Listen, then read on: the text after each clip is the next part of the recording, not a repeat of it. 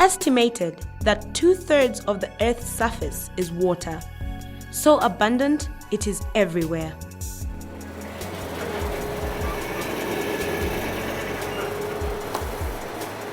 Who would have imagined a day when a bottle of water would cost more than a soft drink? Underground aquifers that took years to fill are now running dry. A world without water is a world without life. You are watching Our Environment, Our Future. I'm your presenter, Ruth Benzuwitola, and our focus on the program today is water resource management. Life, as we know it, would be impossible without fresh water.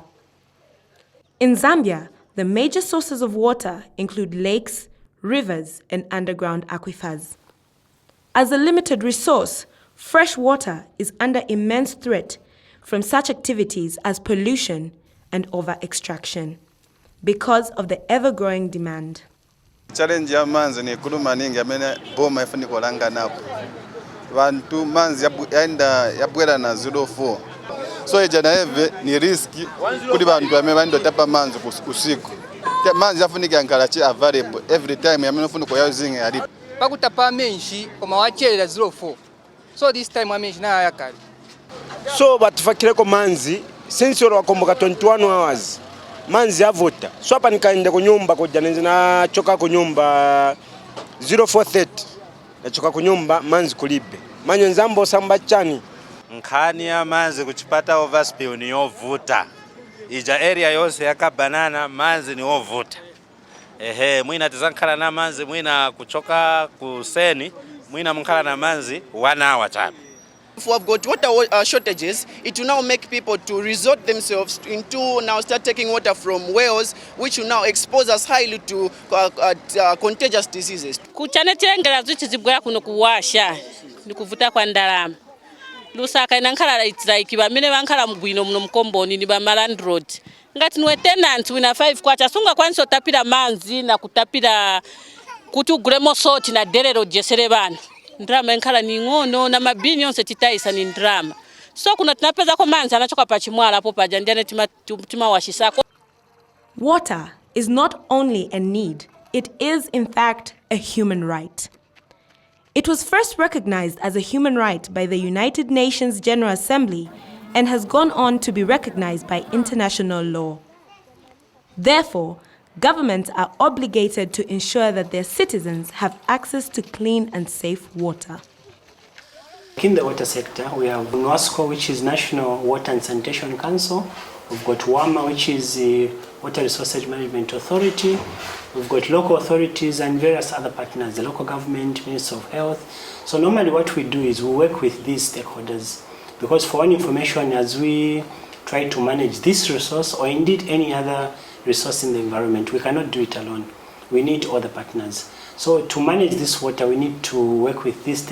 We actually do work with stakeholders so that one of the aspects we do is to sensitize the public. When you are talking about access to water supply and sanitation, we are talking about 86% in terms of water supply and about 63% in terms of sanitation. However, I think we've reflected and also there's been a number of interventions coming from different partners and stakeholders that we need to also get into the rural water supply and sanitation. And so we've developed a framework now to try and regulate rural water supply and sanitation and also on-site sanitation. I think there are a number of challenges. The issue of climate change, I think, is real, and we are experiencing, stress in terms of the water resource. It all tells us that we may need to see how we efficiently use our resource so that it is available for use tomorrow. But also, the utilities are coming from, a place when water was not considered as a commercial good. And you have a situation where people would want to have it as a free commodity. and so they have challenges at times collecting abuse once they've provided water, and so that has an impact in terms of service provision.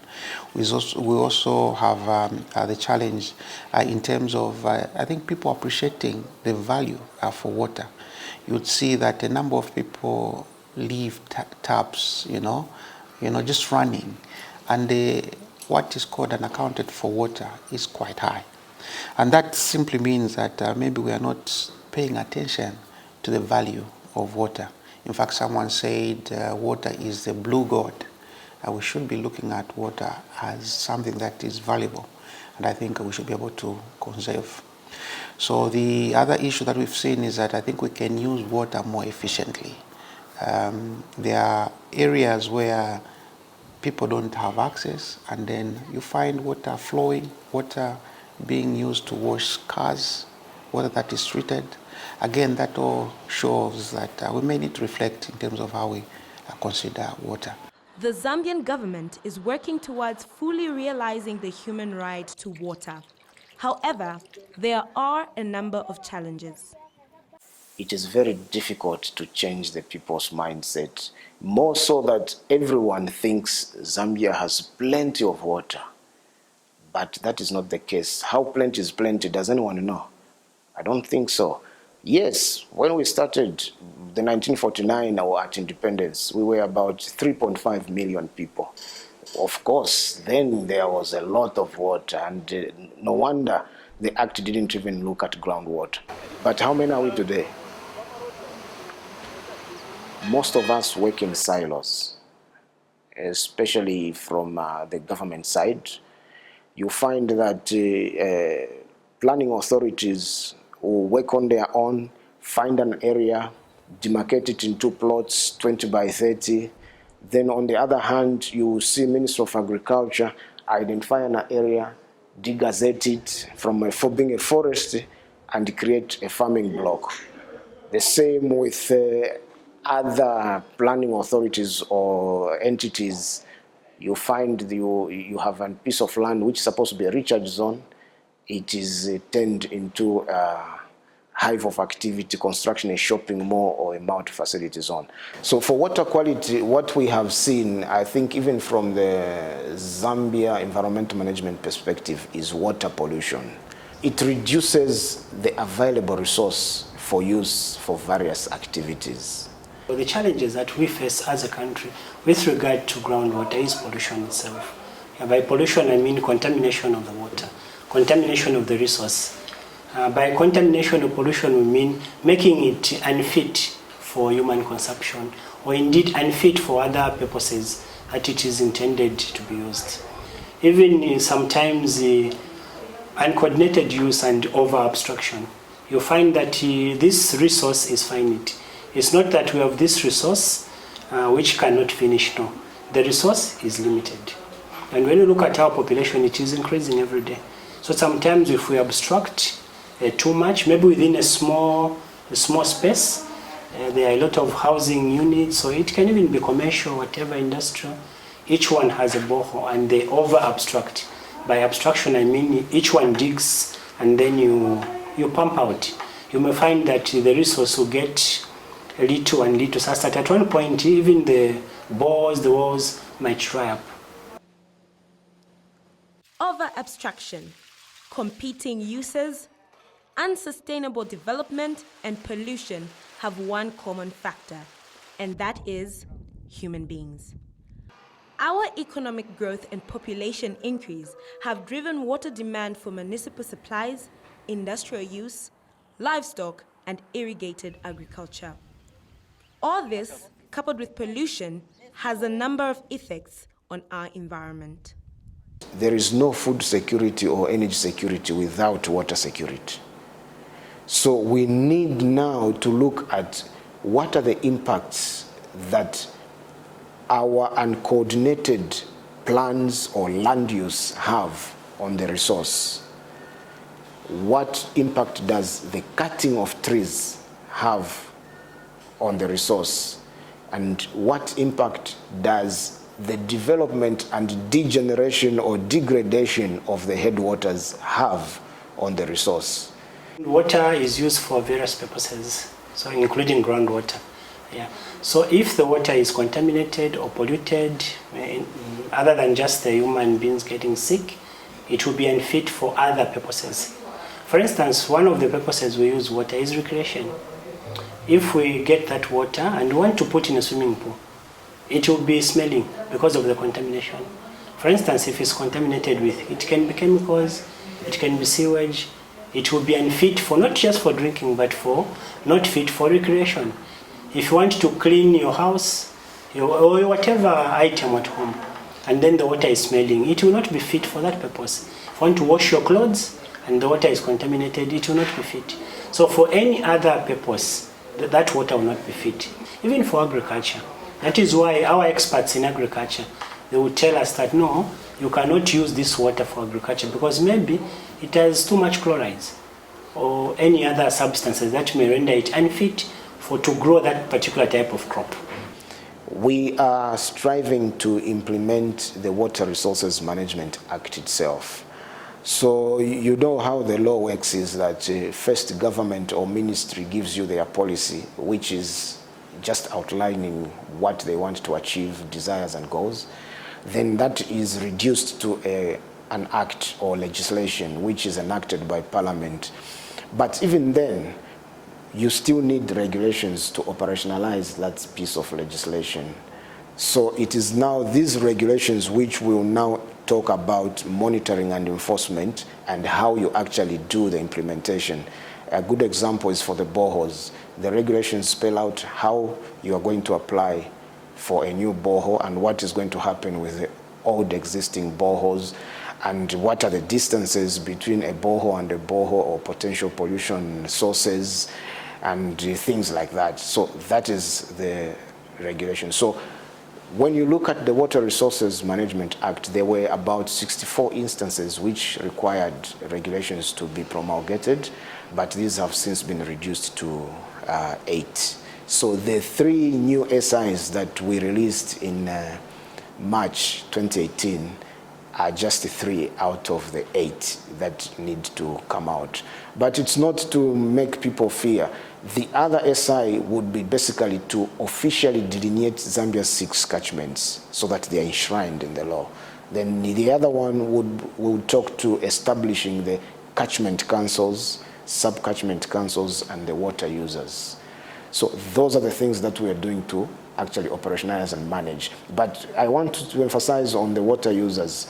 It is giving the power and the mandate to the users, the people themselves, to govern the way the resource is supposed to be used in a given locality. We are also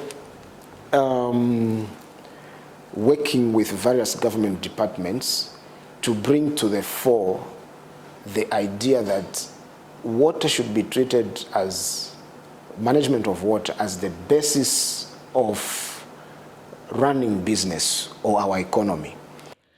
Government and regulatory authorities are only one side of the solution. Some businesses and industry, such as Folksdale Court and Mamba Calories, have set up initiatives and technologies that help preserve our water and maximize use. The building that you are seeing over there is our industrial wastewater treatment plant. All the water that comes, the wastewater, all the effluent from whatever operations comes into the chambers, then it's pumped into the treatment plant. Once it's treated, the treated water goes into the central monitoring basin, which is good quality water. From there, we pump it out. Now we use the water to green or to water our greenery or our lawns, and part of it we use it for dust suppression. So during the rainy season, we collect the water from the roof, we store it in tanks. We have 5 12,000 litre tanks, and we use that water for toilet flushing and and also for the gardens. We also have a sewage treatment plant at Foxdale Court. So we collect the sewage water through our septic tanks and soakaways, and then we have a very simple system where we purify it using an ozonator. It's a machine that pumps oxygen into the water, which are located in two large tanks, and the oxygen breaks down the bacteria, and then we add a little bit of chlorine to the water, and then we use that sewage water, or that purified sewage water, for our garden irrigation. So we irrigate the lawn at night with that water. During the rainy season, we often complain that there's too much rain, there's flooding, there's vehicles getting stuck, and we're all complaining about that. Then come October, we're crying about the lack of water and the shortages. But if we are more intelligent about it, you can collect that rainwater during the rainy season, collect it in tanks, and then after the rainy season, you then use that rainwater for several months after the rainy season has ended. So it makes a lot of sense. Indeed, it does make a lot of sense. As Zambians, there is need for us to get involved, and the government has put in place measures to facilitate our participation. There are several things that community members can do. After all, we are partners in development. So starting from a community level, we are discouraging the use of shallow wells. We are also discouraging the use of pit latrines. People should endeavor. Of course, we understand the many challenges that different families may have, but we are discouraging the use of pit latrine for obvious reasons. A pit latrine will not properly soak the water into the ground, and then it can contaminate the groundwater, which other people might depend on for various other purposes. So that activity we are discouraging. And then we are also looking at there are various practices starting from just a home level. You may have a small business at home. Maybe you have a small garden, you have a backyard garage, and then you service your vehicle, you get the used oil, and maybe you want to clean some chemicals. So we are advising the public that some of these activities, if you finish your activity, don't just dispose the water into the ground.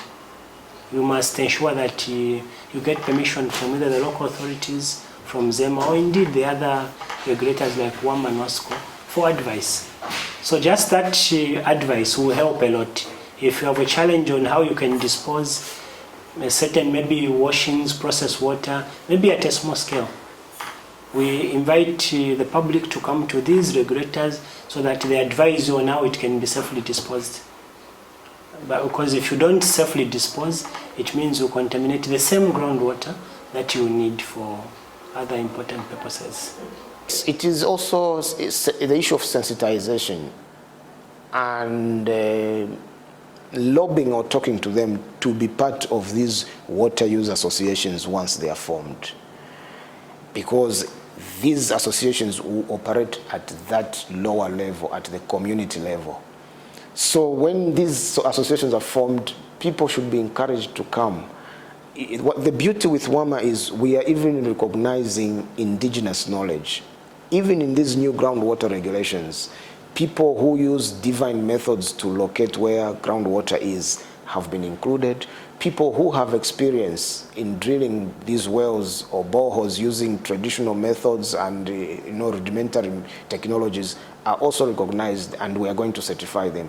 Similarly, when it comes to managing the resource at community level, the knowledge that these people have that makes sense and adds value to the management of water resources will be taken on board, and if need be, captured in what we are going to call the Water Use Association Water Resource Management Plans, which will now be broken down to an implementation plan as well as an investment plan. Wastewater treatment, smart agriculture, rainwater harvesting and management, air pollution prevention, water conservation and plastic waste reduction. It is all possible. This is not goodbye, because we will be back next week at the same time. You have been watching Our Environment, our future. I've been your presenter, Ruth Wenzu Witola. Till next time, it's bye for now.